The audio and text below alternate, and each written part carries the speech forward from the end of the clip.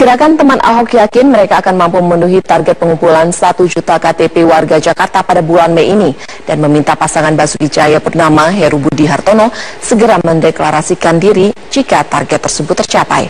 Saat ini jumlah KTP yang terkumpul telah mencapai 780.000. Jumlah itu melebihi ketentuan KPU untuk mengusung calon gubernur independen di DKI Jakarta, yaitu 500.000 KTP. Teman Ahok sendiri sejak awal menargetkan bisa mengumpulkan 1 juta KTP. Untuk mencapai target tersebut, Teman Ahok telah menambah beberapa posko, tidak hanya di pusat perbelanjaan, tetapi juga di perumahan warga. Koordinator Teman Ahok, Singgi Widyastomo, mendesak pasangan Ahok Heru untuk segera mendeklarasikan diri sebagai bakal calon DKI setelah 1 juta KTP terkumpul pada akhir bulan Mei ini. Juga yakin kami bisa mengumpulkan 1 juta KTP sampai dengan akhir Mei. Yang kedua, pembukaan posko yang makin banyak, posko partisipasi, posko binaan kami, bahkan booth mall yang makin banyak. Itu yang meyakinkan kami bahwa kami yakin dapat 1 juta KTP bahkan lebih di akhir Mei. Artinya kami sudah yakin, kami sudah menepati janji kami dengan Pak Ahok bahwa Bapak juga harusnya mendeklarasikan bahwa dia akan maju. PDI Perjuangan ternyata belum memutuskan untuk berkoalisi dengan partai politik lain untuk memperebutkan kursi DKI 1 dari tangan incumbent Basuki Cahayapurnama. Dan hingga saat ini PDI Perjuangan masih fokus untuk menjaring calon kandidat penantang Basuki Cahayapurnama. Ketua DPP PDI Perjuangan Sukurna Baban mengatakan belum berkoordinasi dengan parpol lain, termasuk juga Gerindra yang sempat merebak isunya akan bergabung dengan PDI Perjuangan. Sebelumnya dalam Pilkada DKI 2012, PDI Perjuangan sempat berkoalisi dengan Gerindra dalam mengusung Joko Widodo dan juga Basuki Cahayapurnama untuk maju sebagai gubernur dan juga wakil gubernur DKI Jakarta.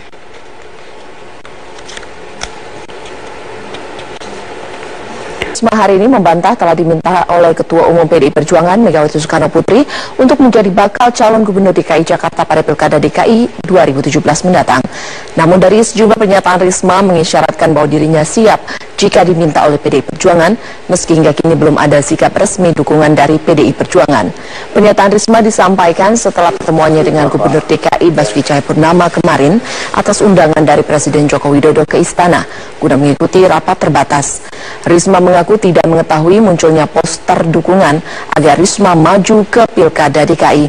Risma juga mengaku bahwa sejauh ini belum ada permintaan resmi dari PDI Perjuangan untuk meminangnya sebagai cagup guna perebutan kursi DKI 1. Risma menyerahkan sepenuhnya kepada DPP PDI Perjuangan. Risma juga percaya atas takdir Tuhan jika ia memang harus diminta untuk menjadi bakal cagup DKI Jakarta. Ke sana hanya saya tunjukkan juga apa yang sudah dilakukan itu. Saya hanya nunjukkan itu aja, nggak ada ngomong sama sekali soal DKI. Semua teman-teman tahu bahwa saya juga sudah janji sama warga Surabaya. Kan saya nggak mungkin kemudian seenak saya ninggalkan kayak gitu kan. Kenapa enggak? Saya nggak pernah berpikir untuk itu. Karena jadi itu nanti saya sekali lagi saya pasti nggak percaya. Itu nanti Gusti Allah yang ngatur. Semua itu Gusti Allah.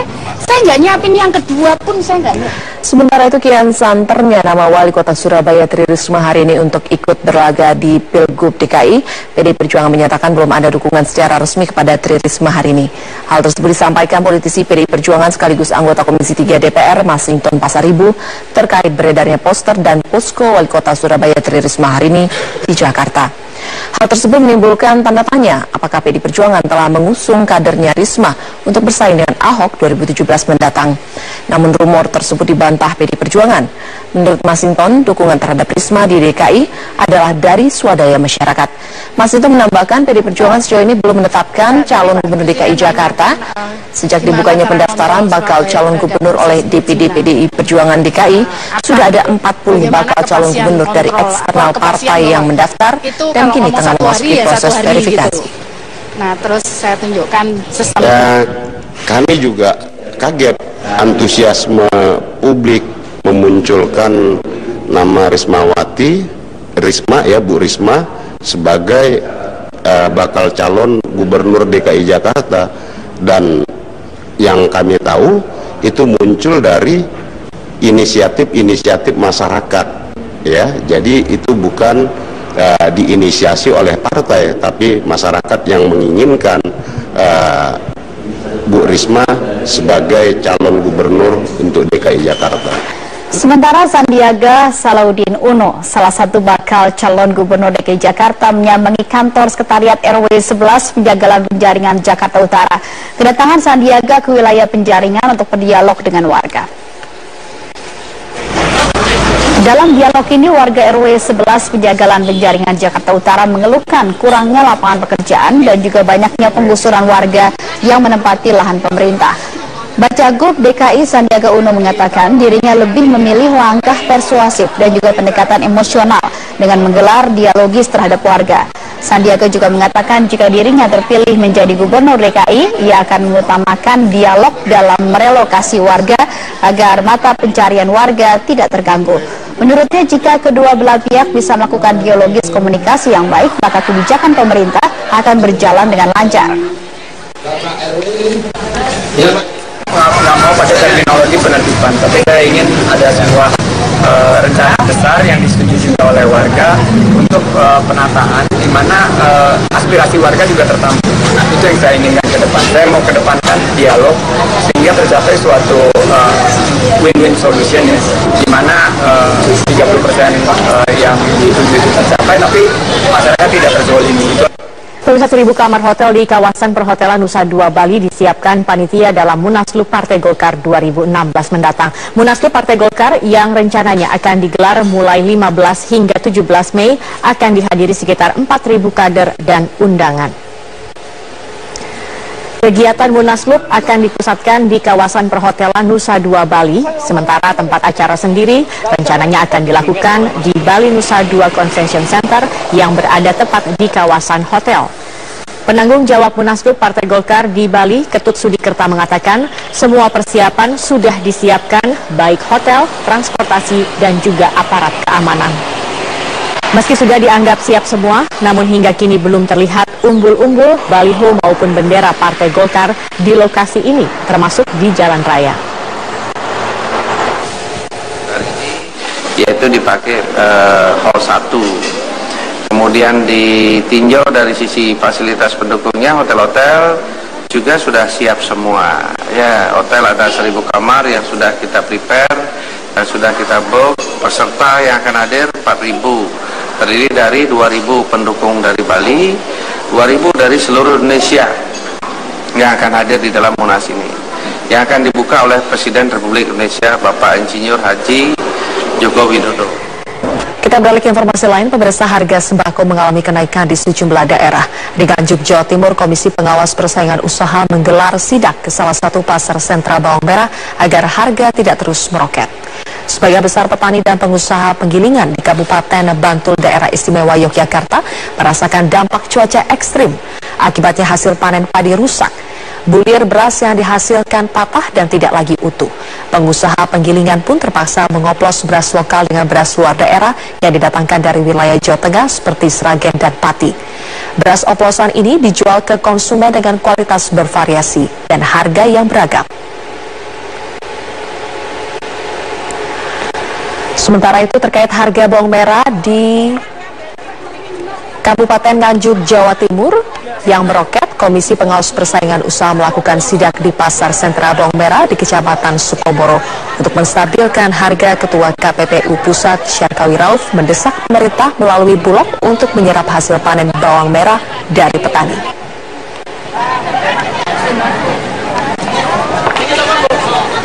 Ya, sebuah diskusi menjelang Munaslup Partai Golkar sore ini tengah digelar di kawasan Senayan, Jakarta. Tokoh muda Golkar bersama tokoh senior Golkar Akbar Tanjung diagendakan hadir dalam diskusi ini. Kami akan langsung menanyakan kepada rekan kami, Gadis Bianca, yang saat ini mengikuti acara diskusi tersebut. Gadis, apa garis besar yang dibahas dalam diskusi sore hari ini? Ya, Zaki, ini diskusi adalah peluncuran buku dari Ketua DPP Partai Golkar yang juga sekaligus tokoh muda Partai Golkar, Ahmad Doli Kurnia. Dalam peluncuran buku tadi, ia menyampaikan bahwa ini adalah bentuk dari semangat untuk mengembalikan Partai Golkar ini kepada hati nurani rakyat, karena judul buku ini adalah Mengembalikan Golkar ke Hati Rakyat. Ada beberapa poin yang tadi disampaikan oleh Doli bahwa ia ingin menyampaikan kepada seluruh kader Golkar sebelum Munaslup berlangsung bahwa Golkar ini harus kembali untuk menyuarakan hati rakyat, di mana sudah tidak perlu lagi ada kalangan-kalangan elit yang ini jauh dari suara-suara rakyat. Dan kita tahu, Zakia, bahwa Doli ini merupakan salah satu tokoh muda yang cukup keras menolak adanya iuran wajib 1 miliar dalam putaran pemilihan ketua umum partai pada Munaslup 15 Mei mendatang. Memang dijadwalkan selain dari tokoh-tokoh muda Partai Golkar, hadir pula tokoh politisi senior Golkar Akbar Tanjung, namun ia berhalangan hadir, dan turut pula hadir dalam peluncuran buku ini adalah peneliti LIPI Siti Zuhro. Dan tadi peneliti Siti Zuhro juga menyampaikan pandangannya bahwa ini semangat ini bagus untuk perubahan partai, karena ini adalah perbaikan, diharapkan adanya perbaikan internal, menguatkan konsolidasi dan melakukan rekrutmen konsentrasi yang transparan.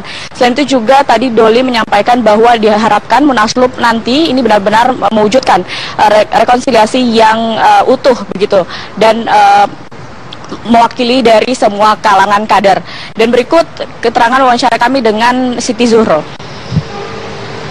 Dan mungkin ujungnya adalah termasuk Munaslup ini. Dan dengan Munaslup itu pun mereka juga memikirkan untuk menuliskan gitu ya, buku tentang hal-hal yang memang diperlukan oleh Golkar, termasuk bagaimana semangat memperbaiki kualitas Golkar di internalnya, melakukan konsolidasi, melakukan rekrutmen, melakukan kontestasi yang transparan, yang memberikan peluang kepada sesama kader dan sebagainya. Dan ada banyak review ya terhadap perjalanan internal Golkar yang tadi dikatakan juga itu 10 tahun terakhir ini memang terasakan gitu ya, kaderisasi itu tidak maksimal.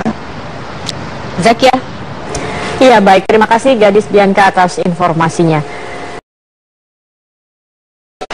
Gerakan Teman Ahok yakin mereka akan mampu memenuhi target pengumpulan 1 juta KTP warga Jakarta pada bulan Mei ini, dan meminta pasangan Basuki Cahayapurnama Heru Budi Hartono segera mendeklarasikan diri jika target tersebut tercapai. Saat ini jumlah KTP yang terkumpul telah mencapai 780.000. Jumlah itu melebihi ketentuan KPU untuk mengusung calon gubernur independen di DKI Jakarta, yaitu 500.000 KTP. Teman Ahok sendiri sejak awal menargetkan bisa mengumpulkan 1 juta KTP. Untuk mencapai target tersebut, Teman Ahok telah menambah beberapa posko, tidak hanya di pusat perbelanjaan, tetapi juga di perumahan warga. Koordinator Teman Ahok, Singgi Widyastomo, mendesak pasangan Ahok Heru untuk segera mendeklarasikan diri sebagai bakal calon DKI setelah 1 juta KTP terkumpul pada akhir bulan Mei ini. Juga yakin kami bisa mengumpulkan 1 juta KTP sampai dengan akhir Mei. Yang kedua, pembukaan posko yang makin banyak, posko partisipasi, posko binaan kami, bahkan booth mall yang makin banyak. Itu yang meyakinkan kami bahwa kami yakin dapat 1 juta KTP bahkan lebih di akhir Mei. Artinya kami sudah yakin, kami sudah menepati janji kami dengan Pak Ahok bahwa Bapak juga harusnya mendeklarasikan bahwa dia akan maju. PDI Perjuangan ternyata belum memutuskan untuk berkoalisi dengan partai politik lain untuk memperebutkan kursi DKI 1 dari tangan incumbent Basuki Cahayapurnama.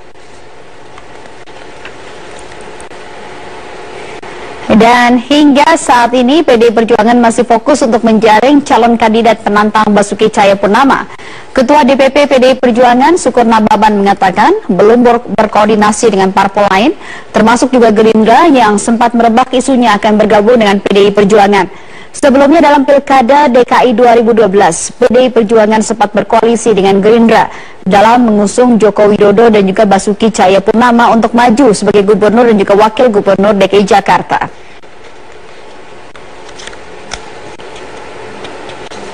Lokal dengan beras luar daerah yang didatangkan dari wilayah Jawa Tengah seperti Sragen dan Pati. Beras oplosan ini dijual ke konsumen dengan kualitas bervariasi dan harga yang beragam. Sementara itu terkait harga bawang merah di Kabupaten Nganjuk, Jawa Timur yang meroket, Komisi Pengawas Persaingan Usaha melakukan sidak di Pasar Sentra Bawang Merah di Kecamatan Sukomoro untuk menstabilkan harga. Ketua KPPU Pusat Syarkawi Rauf mendesak pemerintah melalui Bulog untuk menyerap hasil panen bawang merah dari petani.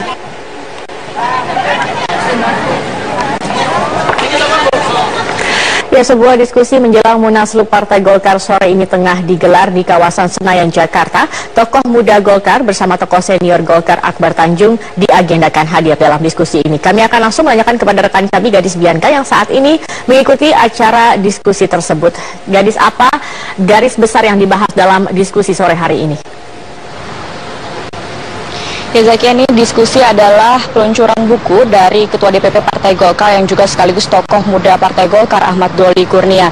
Dalam peluncuran buku tadi ia menyampaikan bahwa ini adalah bentuk dari semangat untuk mengembalikan Partai Golkar ini kepada hati nurani rakyat, karena judul buku ini adalah mengembalikan Golkar ke hati rakyat.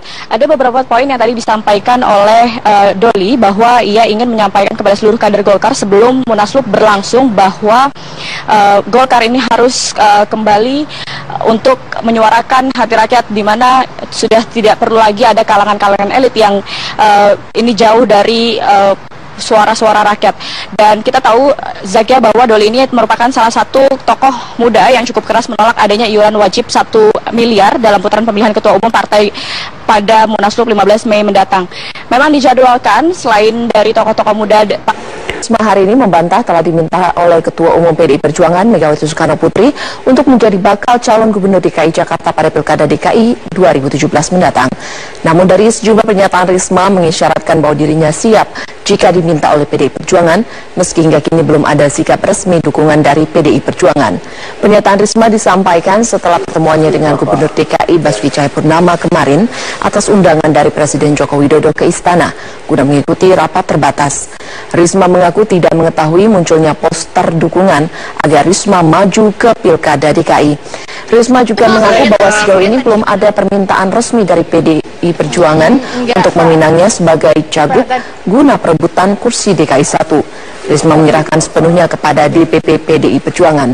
Risma juga percaya atas takdir Tuhan jika ia memang harus diminta untuk menjadi bakal cagup DKI Jakarta. Ke sana hanya saya tunjukkan juga apa yang sudah dilakukan itu. Saya hanya nunjukkan itu aja, nggak ada ngomong sama sekali soal DKI. Semua teman-teman tahu bahwa saya juga sudah janji sama warga Surabaya.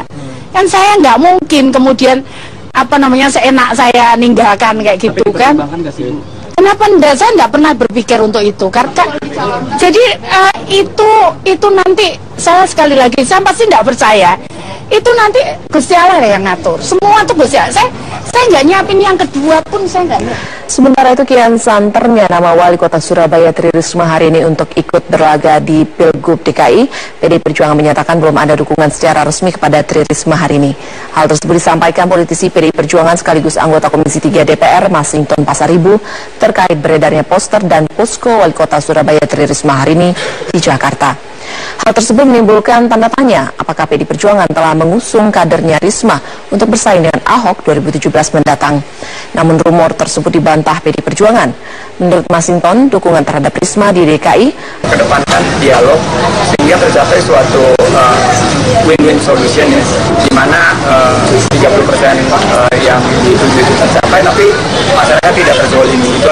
Pemirsa, 1.000 kamar hotel di kawasan perhotelan Nusa Dua Bali disiapkan panitia dalam Munaslup Partai Golkar 2016 mendatang. Munaslup Partai Golkar yang rencananya akan digelar mulai 15 hingga 17 Mei akan dihadiri sekitar 4.000 kader dan undangan. Kegiatan Munaslup akan dipusatkan di kawasan perhotelan Nusa Dua Bali, sementara tempat acara sendiri rencananya akan dilakukan di Bali Nusa Dua Convention Center yang berada tepat di kawasan hotel.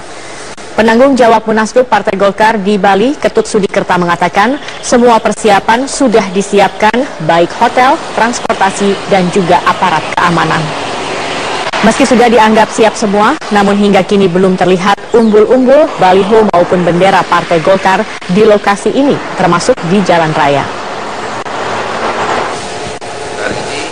Yaitu dipakai hall 1. Kemudian ditinjau dari sisi fasilitas pendukungnya, hotel-hotel juga sudah siap semua. Ya, hotel ada 1.000 kamar yang sudah kita prepare, dan sudah kita book. Peserta yang akan hadir 4.000. Terdiri dari 2.000 pendukung dari Bali, 2.000 dari seluruh Indonesia yang akan hadir di dalam Munas ini. yang akan dibuka oleh Presiden Republik Indonesia Bapak Insinyur Haji Joko Widodo. Kita beralih ke informasi lain, pemirsa, harga sembako mengalami kenaikan di sejumlah daerah. Di Nganjuk, Jawa Timur, Komisi Pengawas Persaingan Usaha menggelar sidak ke salah satu pasar sentra bawang merah agar harga tidak terus meroket. Sebagian besar petani dan pengusaha penggilingan di Kabupaten Bantul, Daerah Istimewa Yogyakarta, merasakan dampak cuaca ekstrim. Akibatnya hasil panen padi rusak. Bulir beras yang dihasilkan patah dan tidak lagi utuh. Pengusaha penggilingan pun terpaksa mengoplos beras adalah dari swadaya masyarakat.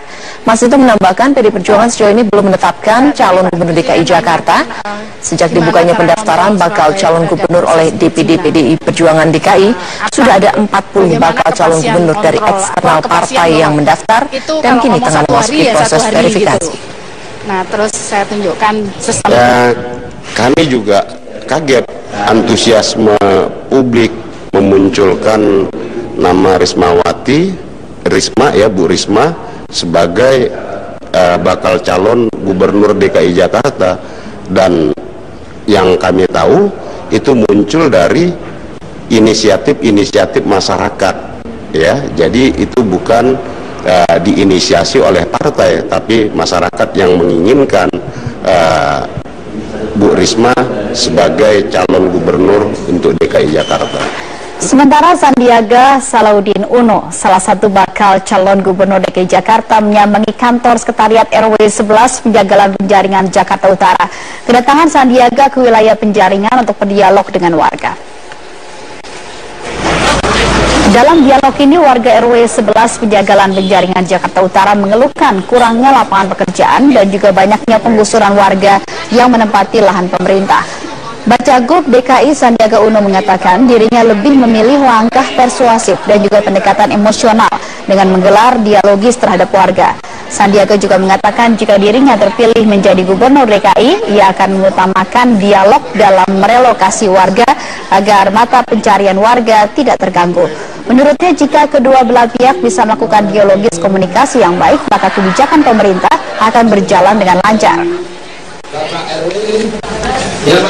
Nggak mau pada terminologi penertiban, tapi saya ingin ada sebuah rencana besar yang disetujui juga oleh warga untuk penataan, di mana aspirasi warga juga tertampung. Itu yang saya inginkan ke depan. Saya mau